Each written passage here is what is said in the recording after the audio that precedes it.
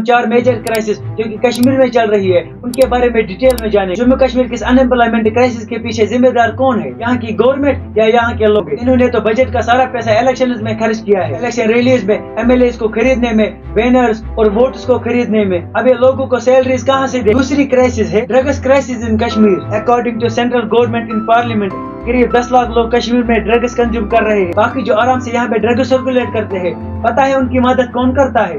JKP مطلب Jammu Kashmir police. Rising societies ان کشمیر 2022 میں پورے انڈیا میں 1769 سوسائڈ کیسز رپورٹ ہوئے, جس میں قریب 500 کیسز تو اکیلے UT سے. چوتھی کرائسس ہے infertility and late marriage crisis. Kashmir has faced infertility crisis. Around 10 to 15% of the population experiences infertility in Kashmir. اب اپنے کشمیر کے 4 میجر کرائسس جانی ہے, اب ان کے سولوشنز بھی سنو.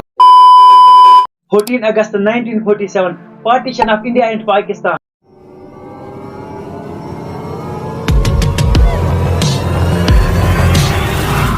جب سے یہ پارٹیشن ہوا تب سے ہی کشمیر میں پرابلم شروع ہوئی. پولیٹیکل پرابلم چھوڑو, اس کے علاوہ بھی کشمیر میں ایسی بہت ساری کرائسس شروع ہوئی جو کہ ابھی تک چل رہی ہے. آج کی اس ویڈیو میں ہم 4 میجر کرائسس جو کہ کشمیر میں چل رہی ہے ان کے بارے میں ڈیٹیل میں جانیں گے, اور لاسٹ میں ان کے سولوشن جاننے کی بھی کوشش کریں گے. تو اس ویڈیو کو پورا دیکھنا اور جتنا ہو سکے اتنا شیئر کرنا, اور سب لوگ ایک کمنٹ ضرور کرنا. تو چلیے ویڈیو شروع کرتے ہیں. پہلی جو کرائسس ہے وہ ہے ان ایمپلائمنٹ کرائسس. ان ایمپلائمنٹ کرائسس ایک ایسی کرائسس ہے جس سے باقی کرائسس کا جنم ہوتا ہے. ان ایمپلائمنٹ ایک ایسا ریزن ہے جس کی وجہ سے یہاں کا یوتھ ڈرگس اور الکوہول کی طرف جا رہا ہے. جموں کشمیر کے ابھی کی ان ایمپلائمنٹ ریٹ ہے 32%, جبکہ نیشنل ایوریج آف انڈیا کی صرف 6.6% ہے. تو نیشنل ایوریج کے حساب سے جموں کشمیر میں 5 ٹائم زیادہ کیوں ہے؟ اور یہاں کی وومنس کی ان ایمپلائمنٹ ریٹ ہے 53.6%, مطلب ہر دوسری لڑکی بنا جاب کے ہے. تو کیا لگتا ہے آپ کو جموں کشمیر کے ان ایمپلائمنٹ کرائسس کے پیچھے ذمہ دار کون ہے؟ یہاں کی گورنمنٹ یا یہاں کے لوگ؟ 2019 میں جب آرٹیکل 370 کو ہٹایا گیا تب PM مودی نے کہا تھا اب جموں اینڈ کشمیر میں وکاس ہوگا اور یہاں پہ انٹرنیشنل انویسٹمنٹ آئے گی, لیکن ایسا کچھ نہیں ہوا.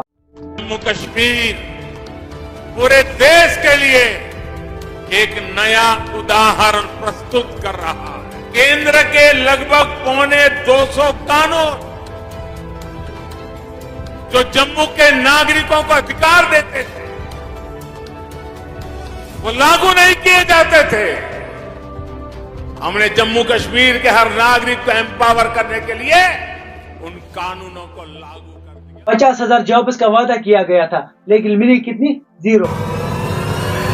اور ایسا بھی نہیں یہاں پہ ویکنسیز نہیں ہے. ابھی میں جس کالج میں پڑھتا ہوں وہاں پہ پراپر سٹاف بھی نہیں ہے. وہاں پہ 10 to 20% سٹاف کانٹریکچوئل بیسڈ ہے, پھر بھی وہاں پہ سٹاف پورا نہیں ہے. اور ایسا ہی حال ہر کسی ڈپارٹمنٹ کا ہے, چاہے میڈیکل ڈپارٹمنٹ ہو, فارسٹ ڈپارٹمنٹ ہو یا ایجوکیشن ڈپارٹمنٹ, ہر جگہ سٹاف کی کمی ہے. اور ایسا بھی نہیں یہاں کے لوگ کیپیبل نہیں ہیں ان پوسٹس کے لیے, لیکن پھر بھی یہاں کے ڈیزرونگ یوتھ کو جابس نہیں ملتی. اس کے پیچھے سب سے بڑا ریزن ہے پیسہ. مطلب اگر یہاں کے لوگوں کو جابس دی گئی تو پھر ان کو سیلری بھی دینی پڑے گی, مگر گورنمنٹ تو سیلری تب دے گا جب ان کے پاس پیسے ہوں گے. انہوں نے تو بجٹ کا سارا پیسہ الیکشن میں خرچ کیا ہے, الیکشن ریلیز میں, MLAs کو خریدنے میں, بینرز اور ووٹس کو خریدنے میں. اب یہ لوگوں کو سیلریز کہاں سے دیں گے؟ یہاں پہ میں صرف جموں اینڈ کشمیر کی گورنمنٹ کی بات نہیں کر رہا ہوں, میں تو ہر اسٹیٹ گورنمنٹ کی بات کر رہا ہوں, اسپیشلی سینٹرل گورنمنٹ کی. جابس کے علاوہ ٹوریزم ایک بہت بڑا بزنس تھا کشمیر میں, لیکن جب بھی یہاں ٹوریزم بڑھنے لگتا ہے پتہ نہیں یہاں کیسے حالات خراب ہوتی ہے. جب بھی یہاں پہ کوئی اٹیک ہوتا ہے انڈین گورنمنٹ پاکستان پہ بلیم ڈالتا ہے, اور یہاں کے لوکلز کشمیر کے لوکل لوگوں پر بلیم ڈالتے ہیں, اور پاکستانی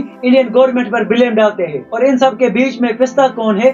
عام کشمیر. دوسری کرائسس ہے drugs crisis in Kashmir. According to central government in parliament قریب 10 لاکھ لوگ کشمیر میں ڈرگس کنزیوم کر رہے ہیں. پھر 4 اگست 2023 standing committee on social justice and empowerment نے کہا کہ اپروکسیمیٹلی 13.5 لاکھ لوگ کشمیر میں ڈرگس کنزیوم کر رہے ہیں. ان میں میجورٹی میں یوتھ شامل ہے, ینگ بوائز اور گرلز دونوں. اب یہاں پہ ایک سوال ہے کہ یہ ڈرگس کشمیر میں آتے کہاں سے ہے اور یہاں پہ سرکولیٹ کیسے ہوتے ہیں؟ دیکھو کشمیر میں تو ڈرگس بارڈر سے آتے ہیں اور یہاں پہ ان کو سرکولیٹ یہاں کا یوتھ کرتا ہے, جن میں لڑکوں کے ساتھ لڑکیاں بھی شامل ہے. 3 drug peddlers arrest in Samba, 2 arrest in Budgam, 3 arrest in Kupwara, 3 arrest in Baramulla with a woman, 11 arrest in Kashmir, 3 most wanted arrest in Shalteng Srinagar. ایسے ہی ہزاروں ڈرگ پیڈلرز کو اریسٹ کیا گیا ہے کشمیر میں, جو کہ سارے کشمیر کے لوکلز تھے. ان کو اریسٹ کر کے بعد میں ان کے ساتھ کیا ہوتا ہے؟ ان کے ساتھ بھی وہی ہوتا ہے جو کہ انڈیا کے ریپسٹس کے ساتھ ہوتا ہے, مطلب ان سے بعد میں پیسے لے کر ان کو باعزت بری کیا جاتا ہے. اور یہاں پہ میں آپ لوگوں کو ایک بات بولوں, یہ جن لوگوں کو پکڑ لیا جاتا ہے یہ تو ان کے 5% بھی نہیں ہے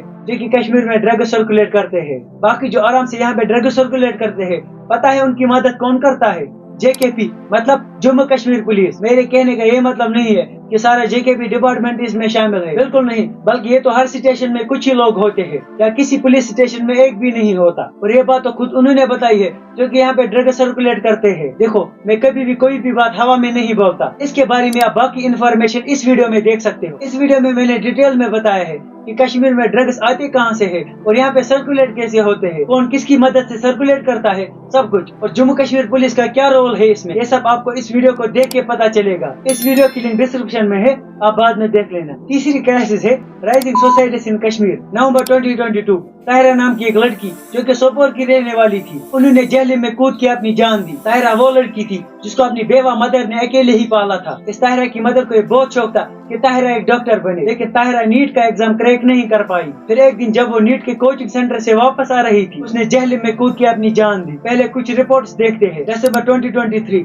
NCRB ने एक रिपोर्ट पब्लिश की जिसमें उन्होंने बताया कि 2022 में पूरे इंडिया में 1769 सुसाइड केसेस रिपोर्ट हुए, जिसमें करीब 500 केसेस तो अकेले यूटी से थे। मतलब इंडिया के करीब 28% केसेस सिर्फ जम्मू कश्मीर से आते हैं। कश्मीर में तो सुसाइड इतने बढ़ चुके थे कि श्रीनगर सिटी के नूरबाग एरिया में एक ब्रिज है जिसको सीमर ब्रिज भी बोलते हैं। ये ब्रिज एक फेवरेट स्पॉट था सुसाइड करने वालों के लिए। इस ब्रिज पे इतने सुसाइड अटेम्प्ट्स हुए हैं, अब तो इसका एक नाम ही रखा गया है सुसाइड पॉइंट। अब यहाँ पे एक सवाल है, कितने सारे सुसाइड कश्मीर में क्यों होते हैं? इसका जो सबसे पहला रीजन है वो है अनएम्प्लॉयमेंट, दूसरा है रिलेशनशिप प्रॉब्लम्स, और चौथा है एक्स्ट्रा मैरिटल अफेयर्स और लेट मैरिज प्रॉब्लम्स, और पांचवा है ड्रग्स कंजप्शन। चौथी क्राइसिस है infertility and let marriage crisis. Kashmir has faced infertility crisis. Around 10 to 15% of the population experiences infertility इन कश्मीर। अभी कश्मीर की TFR है 1.4। TFR मतलब टोटल फर्टिलिटी रेट, जबकि इंडिया की बाकी स्टेट्स की नेशनल एवरेज है 2.02। आप अंदाजा लगाइए कि हमारी TFR कितनी कम है। 1990 में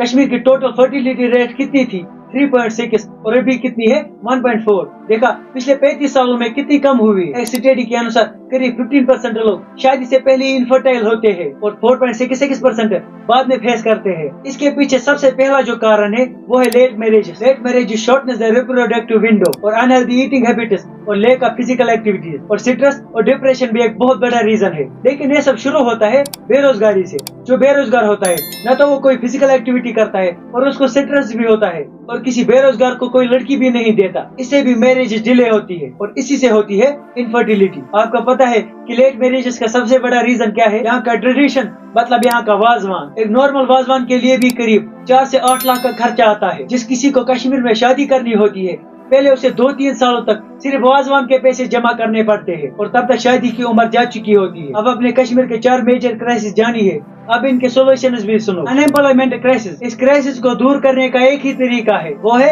मेहनत करो। गवर्नमेंट जॉब्स के पीछे मत भागो, खुद का काम स्टार्ट करो, चाहे वो छोटा ही हो। दूसरा, ड्रग क्राइसिस इन कश्मीर। जो भी लोग आपके आसपास ड्रग्स करते हैं उनको रिहेबिलिटेशन सेंटर में डालो और ड्रग से नफरत करो, ड्रग्स करने वालों से नहीं। और पेरेंट्स से रिक्वेस्ट है कि अपने बच्चों पर नजर रखो, उनको चेक किया करो कि अगर वो यहाँ से कुछ पैसे लेते हैं वो खर्च कहाँ पे करते हैं। तीसरी क्राइसिस, राइजिंग सोसाइटीज इन कश्मीर। राइजिंग सोसाइटीज इन कश्मीर का आप एक सोल्यूशन सुनो। इसको कम करने के लिए अपने बच्चों को दीन की तालीम दो और अपने बच्चों के दोस्त बनो। और चौथी क्राइसिस है infertility and let marriages. Infertility and let marriage crisis का आप एक सोल्यूशन सुनो। इसके लिए शादियों को सस्ता करो, कोई भी जरूरत नहीं है वाजवान पकाने की। हाँ, जिनके पास पैसे है वो आराम से खर्च करो, उनको किसी ने नहीं रोका। लेकिन यहाँ पे लोग सिर्फ लोगों को दिखाने के लिए आजकल वाजवान पकाते हैं, और कुछ लोग तो ऐसे भी होते हैं जो कि लोन पर वाजवान पकाते हैं। लेकिन चाहे आप वाजवान पे कितना भी खर्च करो, उसको खाने के बाद हमेशा लोग यही बोलते हैं कि इसने क्या ही पकाया था। चाहे उस वाजवान को पकाने में उस बाप की 5 साल की मेहनत लगी हो, फिर भी यहाँ के लोग सेटिस्फाई नहीं होते।